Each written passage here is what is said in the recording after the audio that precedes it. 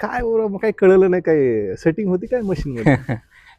Sir ते जवळून सगळी प्रक्रिया बघितली. सेटिंग वगैरे काय कुठं करता येत नसती, कारण शासन प्रशासन आहे, निवडणूक आयोग आहे. या सगळ्या गोष्टी राजकारण एकदा सुरू झालं, कुस्त्याच्या फळासारखं राहते. एकदा दौंडी वाजली की ऑटोमॅटिक पैलवान रिंगणात उतरते आणि सगळ्या गोष्टी होत गेल्या. शेवटी सुरुवातीपासून आम्ही निरीक्षक ज्यावेळेस आमची संजीव दौंडची इथं नियुक्ती झाली, तेव्हापासून सगळ्या घडामोडी मुलाखती घेणं इथपासून सगळे काम बघत होतो. मग तर असं आता काय ज्यांनी त्यांनी आपापलं ठरवायचं आहे, पण एक चांगल्या प्रकारे कौल हा बीडच्या जनतेने दिलेला आहे. आणि जे कधी 35-40 वर्षात आजपर्यंत झालं नाही, ते बीडकरांनी करून दाखवलं. मग ह्याला क्षीरसागर मुक्त म्हणायचं का काय म्हणायचं जनतेने ठरवायचं, पण नक्कीच विकासाला इथल्या मतदारांनी कौल दिला. म्हणजे तुम्ही असं बनणार नाहीत की जातीपातीच्या लढाईत तुम्ही यश मिळवलं, की विकासाच्या ह्याच्यावर तुम्ही कसं पाहता? विकासाच्या ह्याच्यावर 100% आम्ही जातीपाती ह्याच्यावर म्हणत नाहीत, आम्ही विकासाच्या ह्याच्यावरच यश मिळवलं. आणि प्रामुख्याने अजितदादाचा चेहरा पुढं करून आणि विजयराजेची जी मेहनत होती त्या माध्यमातून आम्ही यश मिळवलं. विजयराजेंना बीडकरांनी ऍक्सेप्ट केलं असं म्हणताय? सर ॲक्सेप्ट करायला तेच सगळ्यात मोठा मुद्दा तोच. त्यांनी ज्या विरोधकांनी चूक केली की बाहेरून आले, बाहेर पाठवा. विजयराजे म्हणजे इथं कित्येक पिढ्या त्यांच्या दादापासून किंवा दादाच्या आधीपासून असलेलं, आता त्यांची साहेबांची मुलं असतील, विजयराजेंची मुलं असतील, किती पिढी आहे त्यांची बीडमध्ये. मग ती इथले आहेतच, ॲक्सेप्ट करायचा प्रश्नच नाही. फक्त ते बीडमध्ये डोकं लावत नव्हते. कित्येक वेळेस आम्ही म्हणलो तुम्ही बीडमध्ये आहेत, बीडमध्ये बघतात. इव्हन अनिल दादांनी तर सांगितलं 2001ला का 2ला त्यांनी 3000 मुलांचा ग्रुप केला आणि त्यांना म्हणतो ते नगरपालिका आपण एकत्र लढू, एक वेगळा पॅनल करून. त्यावेळेस पण पंडित कुटुंब नको म्हणले, ते बीडमध्ये काही बघतच नव्हते. ऐन वेळेस हे सोडून गेल्यामुळं, योगेश भैया सोडून गेल्यामुळे अजितदादांनी जिम्मेदारी दिली. नाही तर त्यांचा जन्म बीडातला, राहतेत बीडला, आणि काही त्यांना ऍक्सेप्ट करायचा विषयच नाही ना. बीडचेच आहे स्थानिक, पण जे त्यांनी ते मुद्दा आणला बाहेरचं पार्सल, हे काही लोकांना आवडलं नाही, मतदारांना आवडलं. बीड नगरपालिकेमध्ये आपण सुरुवातीच्या कार्यकाळात जर पाहिलं तर ह्या निवडणुकीमध्ये घडीला असं मोठं यश येईल हे वाटत नव्हतं, कारण की जे काही सर्वे होते ते 3 नंबरमध्ये घडी होती. परंतु ह्या मॅनेजमेंटमध्ये काम करणारे जे काही सगळेच मंडळी होती, यामध्ये आमदार विजयसिंह पंडित असतील, त्यांच्यासोबत ही सगळीच मंडळी, ह्यांना मात्र ठाम विश्वास होता शेवटपर्यंत. म्हणजे 7वी-8वी फेरीपर्यंत सुद्धा ह्यांच्या चेहऱ्यावर कधी निराशा नव्हती, कारण की 7व्या-8व्या फेरीपर्यंत जर आपण पाहिलं तर घडी ही 3 नंबरला होती. 1 नंबरला भाजप होतं आणि त्यानंतर तुतारी होती. बरं, नेमकं ह्यांनी कसं मॅनेजमेंट केलंय हेच आपण पाहणार आहोत. आणि येणारी काही जिल्हा परिषदची निवडणूक आहे, यात सुद्धा ह्यांना पोषक वातावरण बनताना दिसते. ज्यांनी निरीक्षक म्हणून भूमिका बजावली, युवक जिल्हाध्यक्ष बळीराम गवते आपल्यासोबत आहेत. काय बरं मग काही कळलं नाही, काय सेटिंग होती काय मशीन मध्ये? सर ते जवळून सगळी प्रक्रिया बघितली. सेटिंग वगैरे काय कुठं करता येत नसती, कारण शासन प्रशासन आहे, निवडणूक आयोग आहे. या सगळ्या गोष्टी राजकारण एकदा सुरू झालं, कुस्त्याच्या फळासारखं राहते. एकदा दौंडी वाजली की ऑटोमॅटिक पैलवान रिंगणात उतरते आणि सगळ्या गोष्टी होत गेल्या. शेवटी सुरुवातीपासून आम्ही निरीक्षक ज्यावेळेस आमची संजीव दौंडची इथं नियुक्ती झाली, तेव्हापासून सगळ्या घडामोडी मुलाखती घेणं इथपासून सगळे काम बघत होतो. आणि ऐनवेळेस योगेश भैया क्षीरसागर राष्ट्रवादी सोडून गेल्यामुळे सगळी जिम्मेदारी विजयराजेवर दादांनी दिली. ही जिम्मेदारी राजेवर आल्यानंतर हे सगळं दिव्य पेलवण्याचं काम हे राजेंचं होतं. मग ते जसे सांगत गेले, काही गोष्टी आम्ही तशा करत गेलो आणि योगायोगाने सगळ्या गोष्टी लोकांनी साथ दिली आणि हा चमत्कार झाला. नाही, पण तुम्हाला खूप आत्मविश्वास होता, म्हणजे कोणत्या बेसवर होता हे लक्षात नाही. सर आम्ही ग्राउंडवर होतो, आम्ही ग्राउंडवर काम केलं आणि आमचं विकासाचं व्हिजन होतं. आणि बीडकरांनी 35 वर्ष अनुभवलेल्या गोष्टी आम्हाला माहीत होती, लोकांना काय लागतंय, आणि तेच दादा देत होते, तेच विजयराजे देत होते. लोकांना इथं जातपात काय नव्हती, पण विकासाचं व्हिजन होतं. दादांनी नगर रोड करून दाखवला होता, ते नगर रोड लोक बघत होते. नंतर दादांनी कंकालेश्वरचं आराखडा बनवला, त्याचं व्हिजन दादासमोर होतं. स्टेडियमला आपले 25 कोटी दिले, ते लोकांनी बघितले. म्हणजे एक विकासाचे व्हिजन घेऊन आपण लोकांसमोर जायचं, हाच एक उद्देश विजयराजेंच्या आणि अजितदादाच्या माध्यमातून लोकांसमोर केला. पण ज्यावेळेस तुम्ही पहिले उमेदवार होते, तुमचे पप्पू कागदे, त्यांना डावलून ज्यावेळेस मुजीब यांचे जे काही नातेवाईक आहेत, सासू, त्यांना दिल्यानंतर सगळेच म्हणत होते की उमेदवार चुकला. परंतु निकालातून तुम्ही हे सगळं खोडून टाकलं की उमेदवार योग्यच दिला. हा सर, निकालातून म्हणा किंवा जे काय सर्वे झाला त्या सर्वेमध्ये त्यांचं मुजीब सरांच्या सासूबाई पार्वतीचं नाव आलं. या सगळ्या गोष्टी त्या सर्वेवर डिपेंड होत्या आणि ठरल्याप्रमाणे तसं नाव आलं. आणि ते लोकांनी पण ॲक्सेप्ट केलं आणि दाखवून दिलं की उमेदवार योग्यच होता आणि तो लोकांनी निवडून दिला. क्षीरसागर मुक्त केलंय का? क्षीरसागर मुक्त असं आता काय जयंतीने आपापलं ठरवायचंय, पण एक चांगल्या प्रकारे कौल हा बीडच्या जयंतीने दिलेला आहे आणि जे कधी 35-40 वर्षात आजपर्यंत झालं नाही ते बीडकरांनी करून दाखवलं. मग ह्याला क्षीरसागर मुक्त म्हणायचं का काय म्हणायचं जयंतीने ठरवायचं, पण नक्कीच विकासाला इथल्या मतदारांनी कौल दिला. म्हणजे तुम्ही असं बनणार नाहीत की जातीपातीच्या लढाईत तुम्ही यश मिळवलं की विकासाच्या ह्याच्यावर, तुम्ही कसं पाहता? विकासाच्या ह्याच्यावर 100% आम्ही जातीपाती ह्याच्यावर म्हणत नाहीत, आम्ही विकासाच्या ह्याच्यावरच यश मिळवलं आणि प्रामुख्याने अजितदादाचा चेहरा पुढं करून आणि विजयराजेची जी मेहनत होती त्या माध्यमातून आम्ही यश मिळवलं. विजयराजेंना बीडकरांनी ऍक्सेप्ट केलं असं म्हणताय?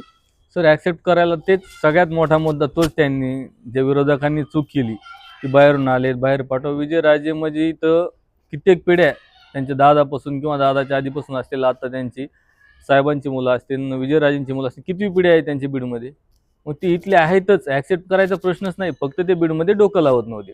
कित्येक वेळेस आम्ही म्हणलो तुम्ही बीडमध्ये आहेत, बीडमध्ये बघतात.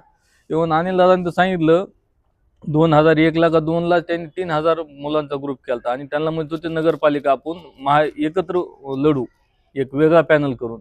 त्यावेळेस पण पंडित कुटुंब नको म्हणले, ते बीडमध्ये काही बघतच नव्हते. ऐन वेळेस हे सोडून गेल्यामुळं, योगेश भैया सोडून गेल्यामुळे अजितदादांनी जिम्मेदारी दिली. नाही तर त्यांचा जन्म बीडातला, राहतेत बीडला, आणि काही त्यांना ऍक्सेप्ट करायचा विषयच नाही ना. बीडचेच आहे स्थानिक, पण जे त्यांनी ते मुद्दा आणला बाहेरचं पार्सल, हे काही लोकांना आवडलं नाही, मतदारांना आवडलं नाही.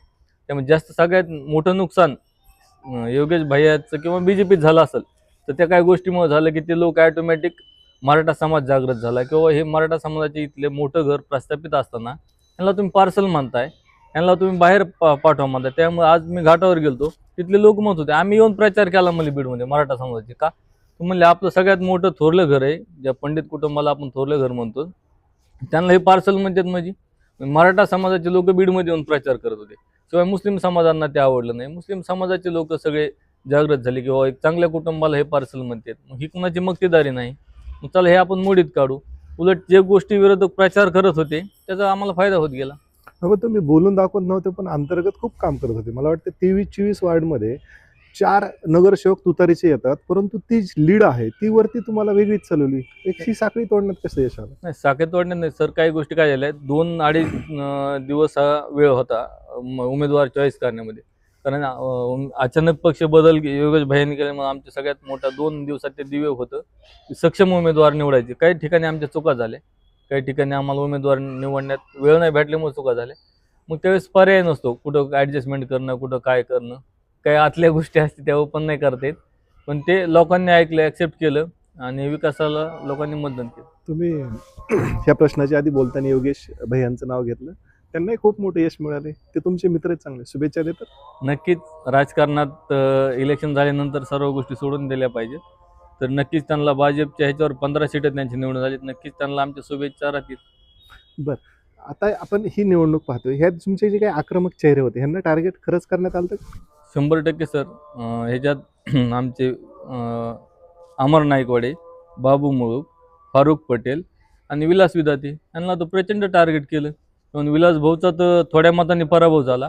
पण अमर नाईकवाडे यांना तर एवढं टार्गेट करण्यात आलं की त्यांचं एक ते इलेक्शन शेवटी राहिलं होतं, एकाच वार्डात होतं. सर मी तिथं काही लोकांचा साक्षीदार आहे. मारोडी समाज, आपण हा व्यावसायिकदृष्ट्या मारोडी समाज समजला जातो. त्यांना बोलून घेऊन त्यांच्या घरी जाऊन एवढ्या खालच्या पातळीवर त्यांच्यासोबत वर्तणूक केली, पण नाही ते लोक घाबरले. म्हणजे मी तर म्हणतो पहिल्या वेळेस असं झालं असेल, मारोडी समाज आपण सगळ्यात भिणार आहे हे ते समजतो, पण मारोडी समाजाने पहिल्या वेळेस दाखवून दिलं की आम्ही कुणालाच भीत नाहीत, आम्ही विकासालाच मतदान करणार.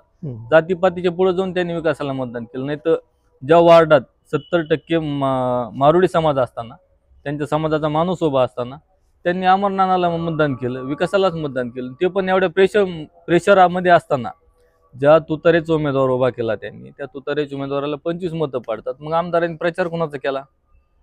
आमदार महोदयांनी. त्यांचा उमेदवार उभा होता ना, 25च मतं पडले. मग त्यांनी ते आता सांगावं की मी प्रचार तुतारेचा केला का कमळाचा केला. तुतारेचा केला तर मग तुम्हाला 25 मतं कशी?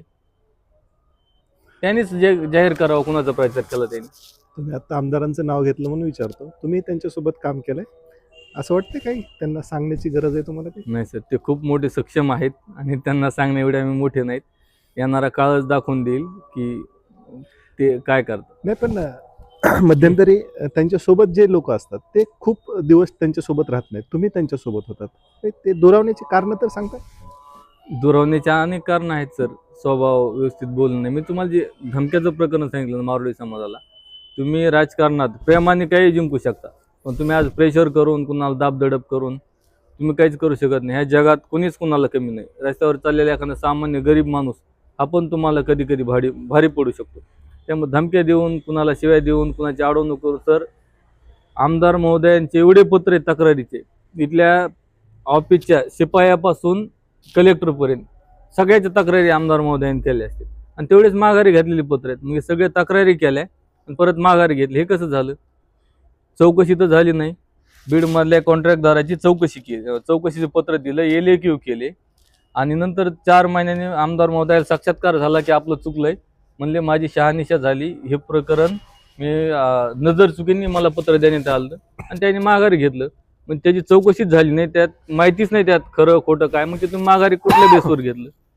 अनेक बीड शहरातल्या प्लॉटिंगवाल्याची फेर अडवणे असेल, जमिनीची फेर अडवणे असेल, अनेक प्रताप आमदार महोदयांनी केले. मागच्या काही ज्या 2 निवडणुका झाल्या ह्यामध्ये आपण लोकसभा विधानसभा जर पाहिली तर जातीचंच बोलायचं म्हणलं तर मुस्लिम समाज असेल, मराठा समाज असेल, दलित समाज हा तुतारीकडे होता, परंतु हा समाज तिथून तोडण्यामध्ये तुम्हाला, मला वाटतं तुम्हाला बऱ्यापैकी यश आलं. हे कसं जुळेल? नाही सर, आम्ही तोडलंच नाही. ही सर्वस्वी किमया ही आमदार महोदयाचीच आहे.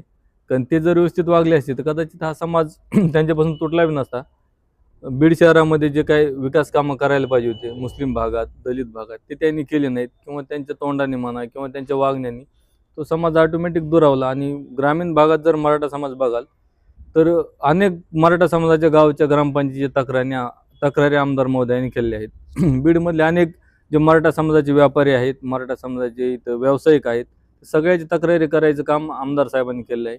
ऑटोमॅटिकच ही नाराजी सगळ्या जनतेपर्यंत पोहोचत गेली, किंवा जो समाज मोठ्या संख्येने ह्यांच्या मागं विधानसभेला उभा राहिला, त्या समाजाचे जे महत्त्वाचे लोक आहेत, जे व्यापारी असतील किंवा राजकारणात असतील किंवा त्या गावातले सरपंच असतील, सगळ्याला अडचणीत आणायचं काम ह्यांनी केलं. मुस्लिम समाजातले जे मोठे नेते असतील, जे बीड मतदारसंघात, बीड शहरात राहतात, त्यांना अडचणीत आणण्याचं काम ह्यांनी केलं. म्हणजे ह्यांना कुणाला तोडा म्हणायची गरजच लागली नाही. ह्यांनी स्वतःहून तो दगड स्वतःच्या पायावर मारून घेतला, आणि ह्या लोकांना स्वतःच्या काही फायद्यासाठी त्या लोकांना जे काही स्थानिकच्या निवडणुका आहेत यामध्ये जिल्हा परिषद पण आहे, पोषक वातावरण बनलंय, काय वाटतं?